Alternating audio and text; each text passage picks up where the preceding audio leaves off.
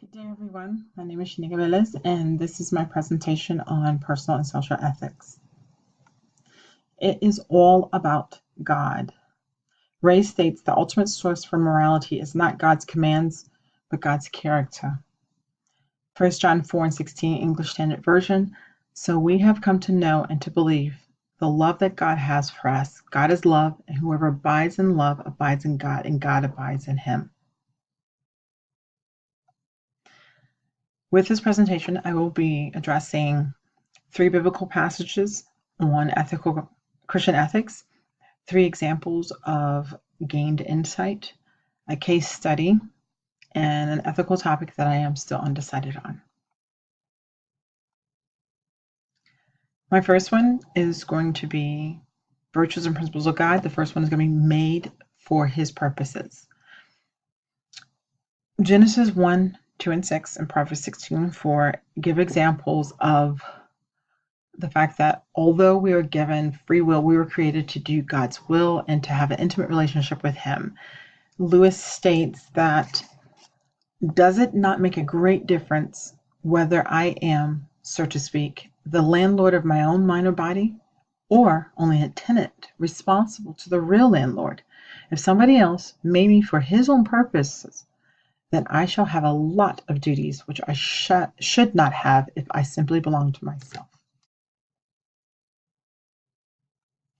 The second one I will be addressing is, no matter how smart we get, God is still in control. All things are done in his time. Ecclesiastes 3, verses 1 and 2 state, for everything there is a season and a time for every matter under heaven, a time to be born and a time to die, a time to plant and a time to pluck up what is planted. Hebrews 9:27 talks about, just as it is appointed time for man to die once, and after that comes judgment. Again, God is in control.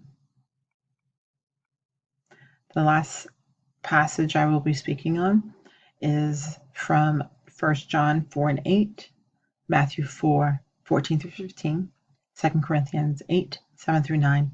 And morality is God's character. It is his character. He is love. He is good. He is quick to forgive. He provides our every need. And Ray further states that in page 24 that Jesus further clarified this in his character.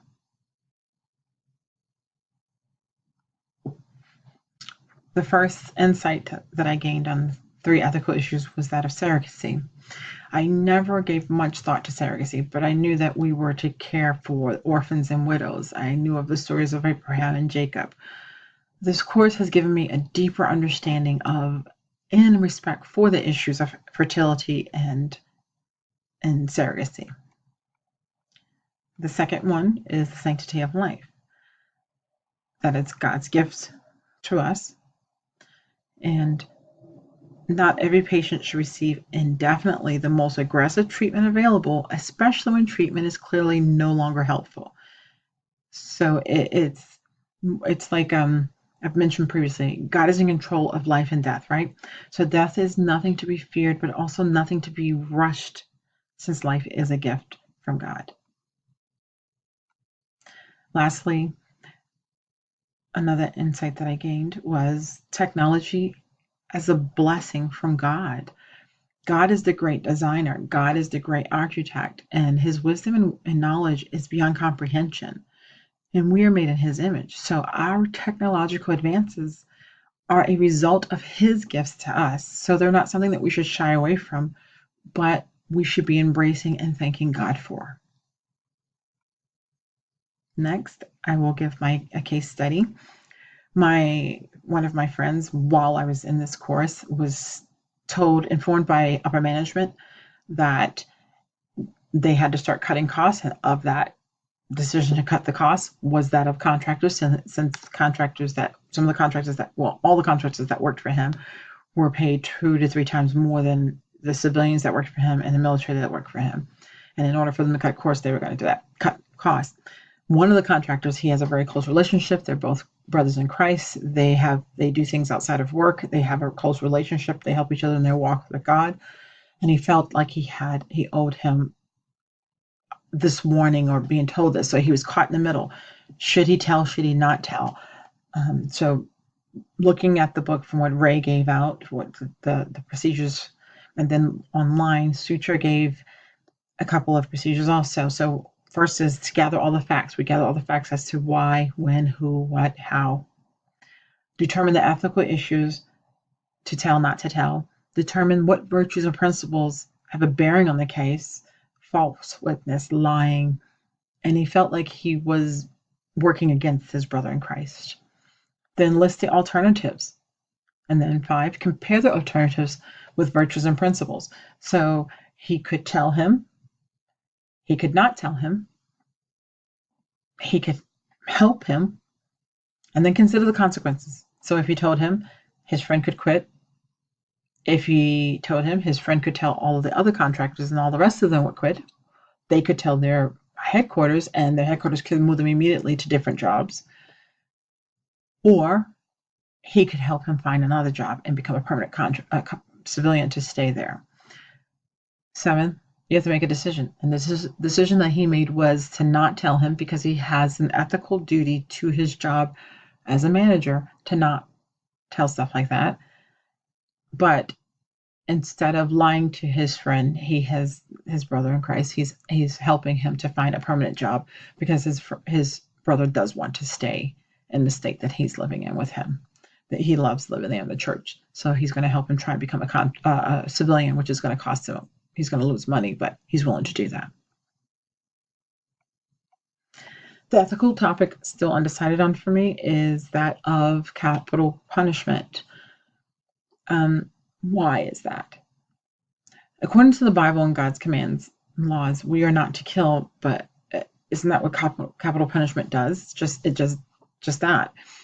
And only God is to judge. We are not to judge. And what if when we do judge, we wrongfully convict and put to death the wrong person?